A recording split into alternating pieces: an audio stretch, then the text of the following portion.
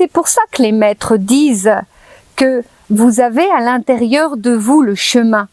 C'est pour cette raison qu'ils disent ça. C'est parce que une part nous est tout à fait personnelle. Qu'est-ce que ça veut dire personnel ?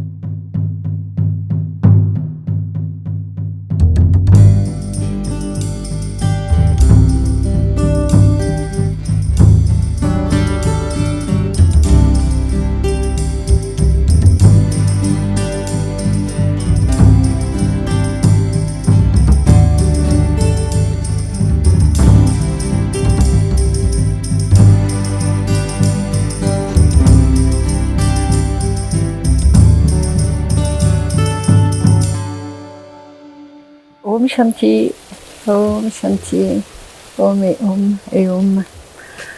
À tous ceux et celles qui vous écoutez et je partage avec vous. La personne que j'ai accompagnée la semaine dernière va se reconnaître, j'imagine, en écoutant cette vidéo. Il s'agit de vous qui avez déjà un certain chemin spirituel. Vous avez déjà quelquefois 20 ans, 30 ans de cheminement intérieur. Vous êtes parfois même des accompagnants, des énergéticiens. Et en fait, votre chemin spirituel s'est réalisé en même temps que vous avez réalisé des formations. Et en fait, dans notre 21e siècle, c'est souvent le cas. C'est souvent le cas que certains d'entre vous, et c'est logique, nous sommes aujourd'hui au XXIe siècle et le développement de la conscience planétaire emmène vers un mouvement pour plus d'amplitude, non pas d'expansion, mais d'amplitude. Et donc, de plus en plus, certaines formations offrent une vision spirituelle. Ça a commencé par le transpersonnel, n'est-ce pas, qui a commencé à associer la psychologie à toutes ces notions orientales.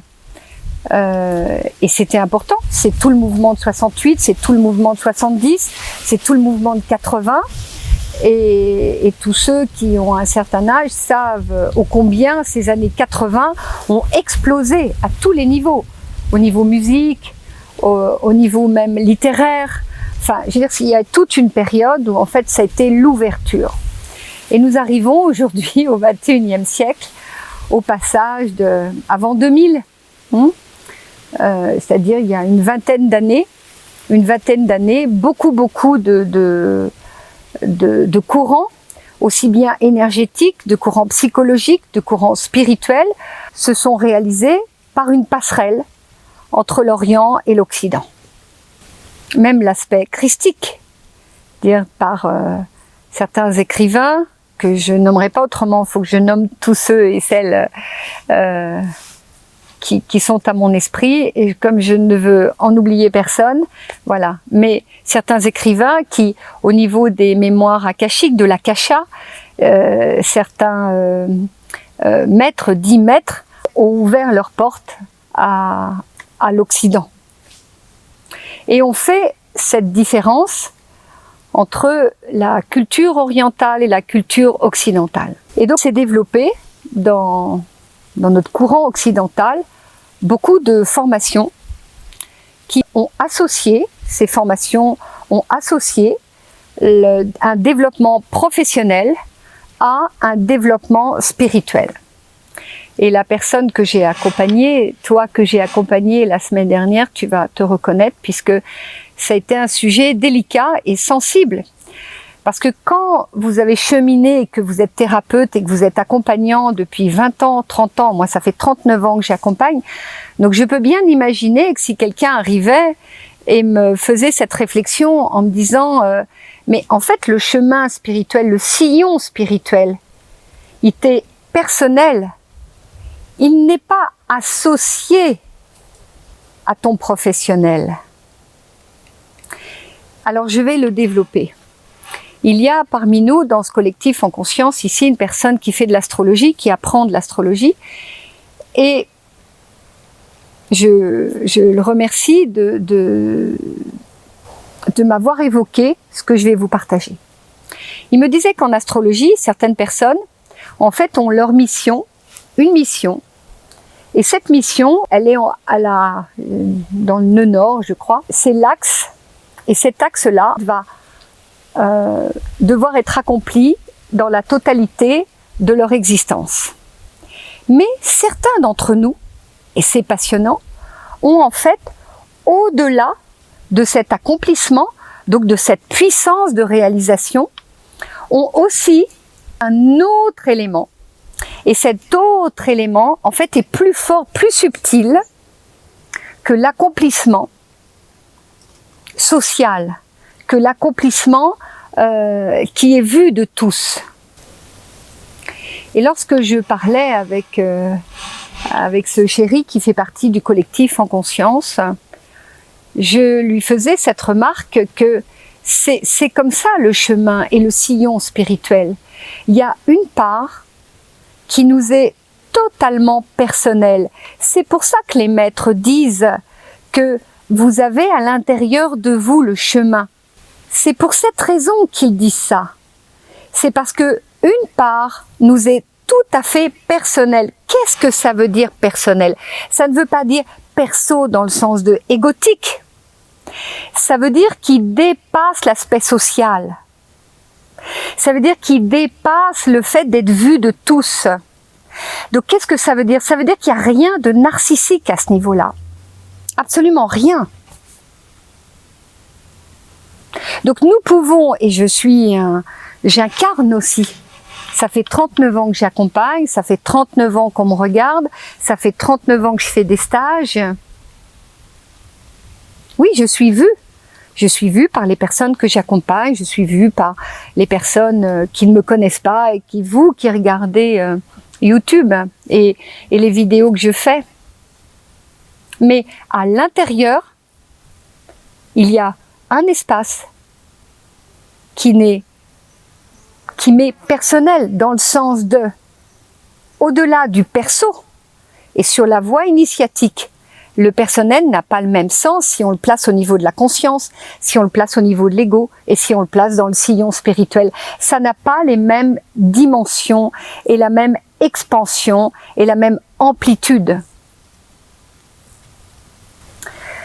Donc j'évoquais à cette personne, à toi, qui, je suis sûre, tu regardes, et à vous autres qui m'écoutez, merci de m'écouter. Nous faisions, et je faisais ce parallèle avec la voie christique. Je faisais ce parallèle qui est très touchant dans le sens où ça peut nous toucher, justement, dans ce sillon spirituel, et qui n'a rien d'externe, qui n'a rien de narcissique, qui n'a rien d'être vu. C'est ce moment où, dans l'historique de Jésus, il s'est retrouvé seul, il a douté. Alors nous, on dit il a douté. Moi, je remets un peu en question le fait qu'il ait douté. Je pense que c'est une manière de le mettre à notre hauteur. J'imagine, de par l'expérience que j'ai vécue et que je vis, toutes les étapes que j'ai vécues de troubles. C'est ce que vous appelez maintenant les traversées, je sais plus, noires, ou les nuits noires, enfin je sais plus comment on les appelle. En tous les cas, tous les mystiques vivent ça. C'est-à-dire ce moment où à l'intérieur, c'est l'assise interne. Et soit nous écoutons la voix de l'homme, soit nous écoutons la voix divine. Et il y a une période, un moment, où nous nous rencontrons à l'intérieur, et d'une certaine manière, soit nous avons déjà choisi d'écouter la voix divine, ou d'écouter la voix. Je ne parle pas de la voix avec un E, je parle de la voix avec un X. Car à ce moment-là, lorsque nous sommes là, il y a des voix intérieures. L'amplitude est telle que nous entendons. Nous nous entendons, nous, et nous pouvons entendre, nous pouvons nous relier, nous sommes reliés. Et nous avons la capacité, comme je le disais lors d'une vidéo, de soit mettre nos limites, soit de rencontrer les limites de l'ésotérisme. Alors l'ésotérisme, qu'est-ce que ça veut dire? C'est un mot qui veut rien dire. Ça veut juste dire, il y a quelque chose que vous ne verrez pas, quelque chose qui est caché. Eh bien, je peux imaginer que le moment où Jésus s'est retrouvé, en fait, il s'est retrouvé avec le fait de déchirer ce voile interne, qui est le fait de choisir. Est-ce que je choisis là, dans cet instant, totalement, complètement, avec un verbe facile à entendre et comprendre pour tout le monde, la voix divine, où il me reste à l'intérieur encore une partie qui s'accroche à la voix de l'homme. Et ce qui est intéressant n'est pas complètement là ce que je dis, c'est pas totalement ce que je suis en train de dire. Ce qui est intéressant, c'est Judas là, dans cette histoire. C'est que Judas qui dit c'est lui Jésus. Et de savoir que Jésus savait qu'il n'y a pas de chemin, il n'y a pas de voie si il n'y a pas un Judas à l'intérieur de nous et un Judas à l'extérieur de nous. C'est-à-dire une personne qui va nous pousser à accomplir notre chemin.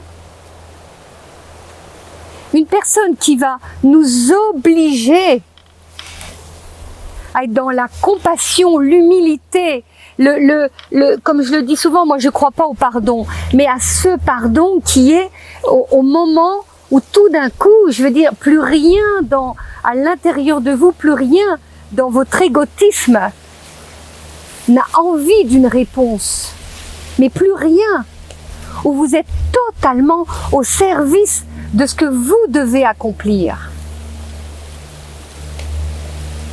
Et ceci n'a absolument rien à voir avec une profession, n'a absolument rien à voir avec le fait d'être reconnu professionnellement, d'être un énergéticien, d'être un puissant guérisseur, d'être un chaman reconnu, d'être un sage ou d'être une personne qui sait très bien parler. Ça n'a absolument rien à voir.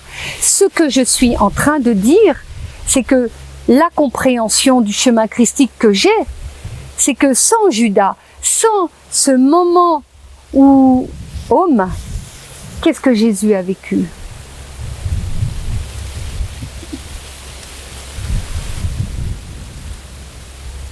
C'est qu'il s'est retourné et que pour lui, Judas n'était pas Judas. Il était le révélateur. Il était celui qui ouvrait la voie de montrer au monde cette force interne. Alors je ne sais pas ce que vous en pensez, mais pour, je veux dire, faire le chemin de cette purification, porter devant tout le monde, avoir la puissance interne de tout ce que ça signifie, en effet, des capacités énergétiques. Parce que si on regarde l'histoire de Jésus qui pouvait guérir une personne et qui en effet portait cette croix, la croix qui est quand même l'horizontalité et la verticalité.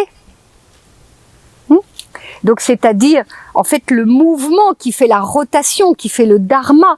Si on va au niveau bouddhiste, c'est le dharma, c'est ce qui tourne, c'est le mouvement. Ça veut dire c'est la lecture d'un karmique personnel et d'un karmique, je veux dire, planétaire. Comment on peut imaginer, n'est-ce pas, lorsque nous sommes au-delà de ce perso, comment nous pouvons imaginer que nous allons abandonner la voie divine juste pour être vus de tous, pour que narcissiquement on prouve à l'autre quoi? Là, nous quittons le sillon spirituel et nous allons dans la mission professionnelle. Et souvent, il est confondu cette mission spirituelle qui vous est propre, qui vous est personnelle, avec cette mission professionnelle, même si elle a des couleurs spirituelles, même si nous mettons des mots spirituels. Et tous ceux et celles que j'accompagne, je ne souhaite pas que vous fassiez cette erreur. Je ne le souhaite absolument pas du tout, et l'absolu ne fait pas partie en général, n'est-ce pas, de mes mots. Mais je vous mets en garde à cette confusion. Et je vous dis, moi, je ne confonds pas. Ma mission, j'ai une mission sociale d'accompagner, de vous offrir ce que je sais spirituellement, l'expérience que j'ai de ma conscience. Mais en soi, le chemin divin, vous voyez, il est sans mots. Et c'est cela que les maîtres disent. Et c'est pour ça que Jésus nous a montré l'expérience d'être sur la croix. Il ne nous a pas expliqué, il nous a partagé l'expérience. Comme on dit, il a donné sa vie. C'est pas simplement qu'il a donné sa vie.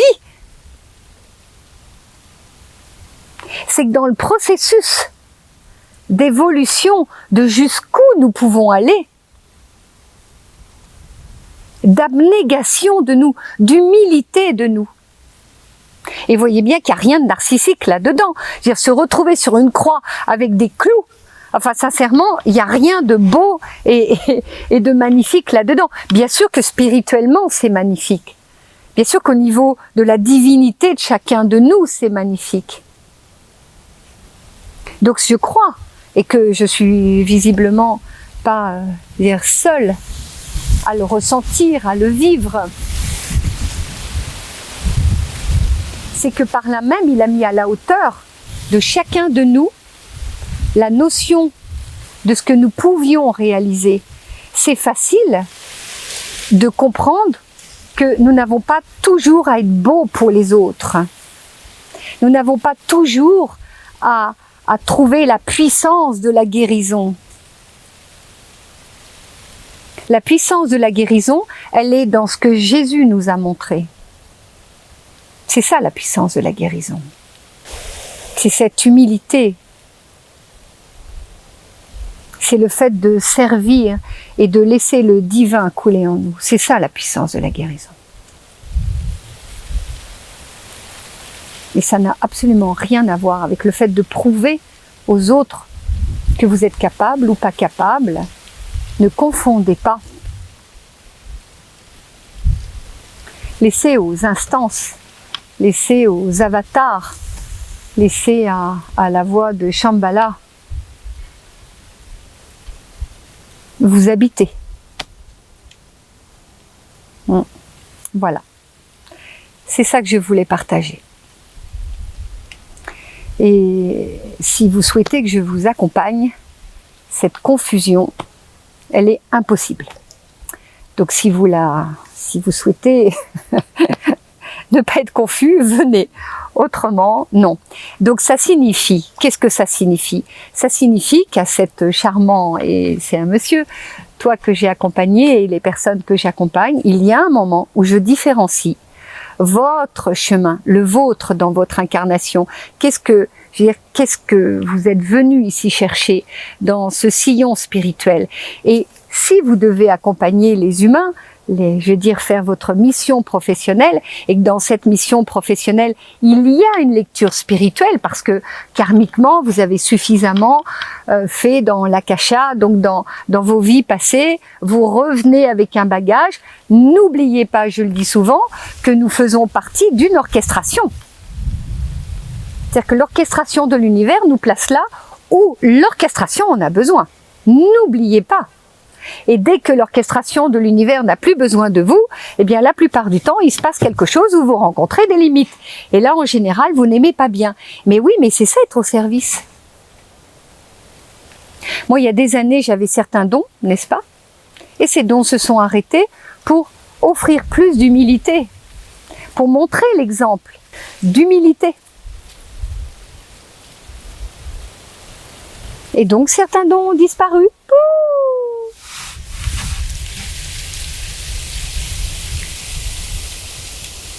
Voilà. C'est ça que je voulais vous partager. Et je trouve que c'est important. Au jour d'aujourd'hui, avec tout ce qui se passe dans le courant planétaire, c'est important que vous ayez votre alignement spirituel. S'il vous plaît, ne confondez pas. Gardez la force qui est votre alignement divin dans cette divinité. Alors vous l'appelez comme vous voulez, peu importe. Vous l'appelez un arbre, une feuille, Shiva, Bouddha, Allah, la avatar, qui vous voulez, peu importe. Voilà, c'est ça que je souhaitais vous partager. Om Shanti, Om Om Om, Om Om Om Om Om et Om. J'espère que cette vidéo vous touchera pas au cœur, au-delà de votre cœur. Om Shanti.